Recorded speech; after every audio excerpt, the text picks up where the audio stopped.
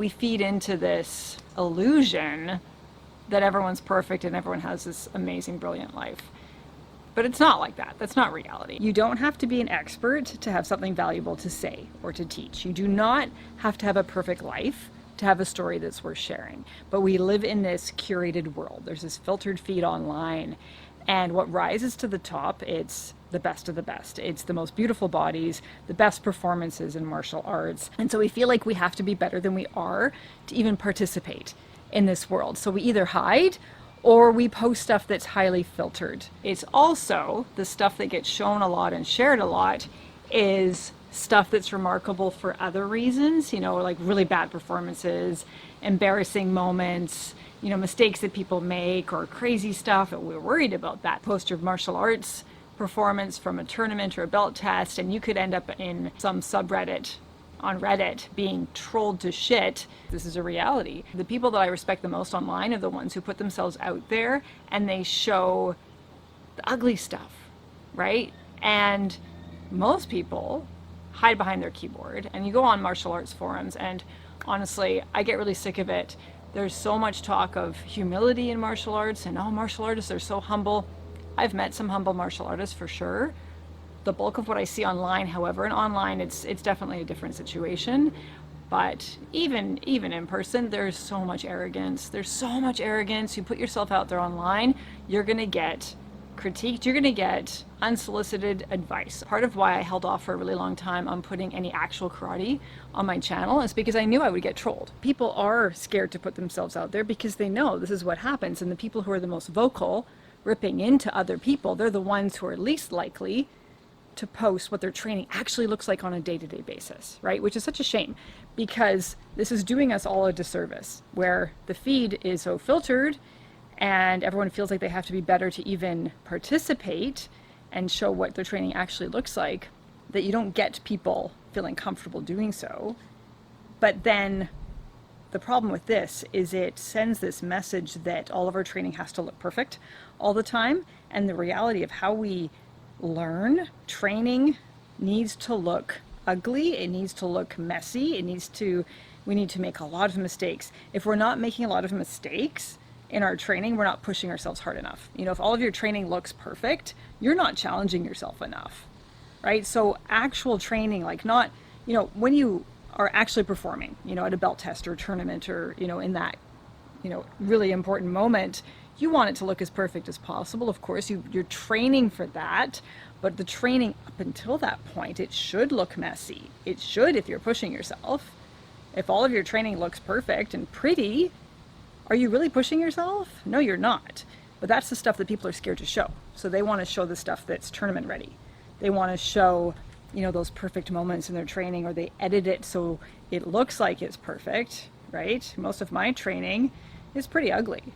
And I have posted some of it online, but it's, I get ripped into, I get comments, I get people giving me, helpful feedback when I didn't ask for it.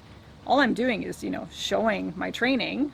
I didn't ask for advice, but you're going to get people who give their advice, right? And then you feel like, okay, well, now I'm a spectacle, when really I'm just showing that, this is what training actually looks like. It does look ugly at times, and it has to if we're going to get better at stuff.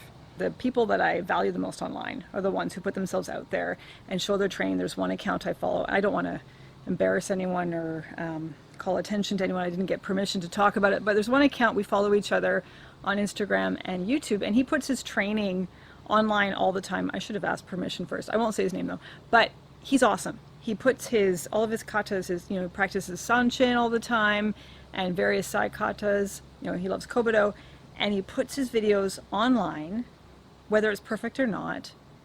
And at times he's commented and said, I feel like, I worry that people are going to rip into me. But I think it's so, that person, people who do that, they're so much braver than the people who hide behind a keyboard ripping into all of the imperfect performances online. Really, the people who sit behind their keyboard and give unsolicited advice, they're the cowards.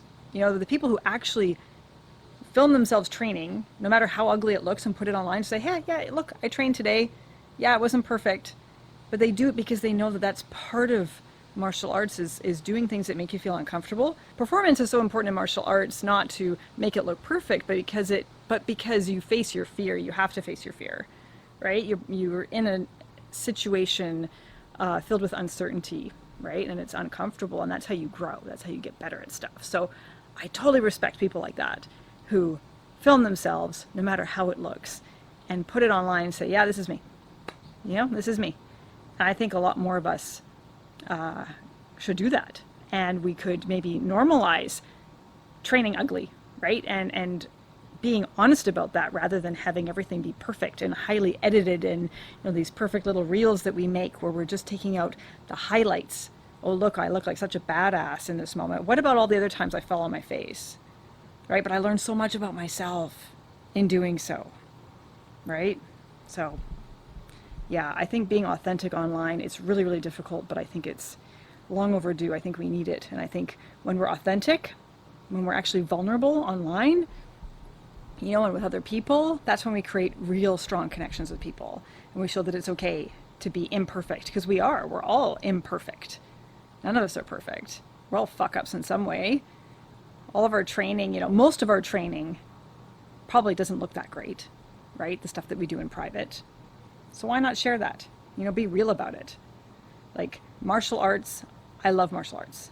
And, most martial artists I've met are awesome. There are a lot of arrogant fucks though, and I think that needs to change.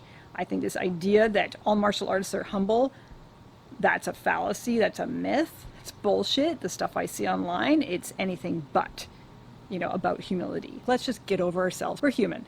We make mistakes, we fuck up, and that's how we learn. We all just want to get better at this thing, right? We all want to get better at martial arts, those of us who train in martial arts. So why not just humble ourselves, like actually humble ourselves and be vulnerable and be authentic.